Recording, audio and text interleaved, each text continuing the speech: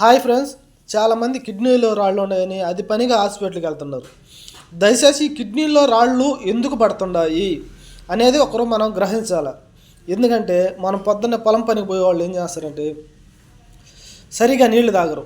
నీళ్లు తాగినా పాస్ వచ్చినా కూడా ఆ ఎట్నే ఆపేసి పని చేసుకుంటూనే ఉంటారు. చాలా లేటుగా పోయి పాస్ పోసుకొని వస్తారు. అట్నే డ్యూటీ కంప్యూటర్ దగ్గర ఉన్న వాళ్ళు కానీ సాఫ్ట్వేర్స్ కూడా ఏం చేస్తారంటే ల్యాప్టాప్ కాడి నుంచి లేచి ఆడిపోదాంలే అని నీళ్ళు సరిగ్గా తాగరు.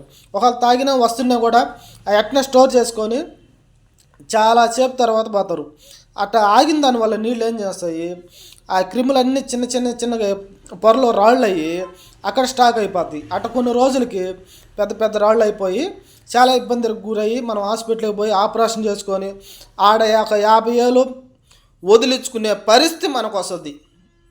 చూడండి, మన చేతులు మన వల్ల మన ఆరోగ్యాన్ని పోగొట్టుకుంటున్నాం. దయచేసి అది ప్రతి ఒక్కరు గ్రహించి నీళ్లు సరిగా దాగి వచ్చిన టైంలోనే కానీ మనం పోయి పాస్ పోసుకోగలిగితే అలాంటి ఇబ్బంది ఉండదు.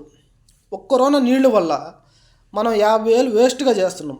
సరైన మాత్రలు మింగాల్సి వస్తుంది, 10 సార్లు డాక్టర్ దగ్గర తిరగాల్సి వస్తుంది. ఆ పెయిన్కి తట్టుకోలేక ఎంతో సమస్యకి మనం గురవుతాం. దయచేసి దాన్ని ప్రతి ఒక్కరు కూడా గ్రహించాలని నా ఒక విన్నపం. హాస్పిటల్కి దూరంగా మన ఆరోగ్యం మన చేతుల్లో ఉంటుంది అనేది నా ఒక ఆలోచన.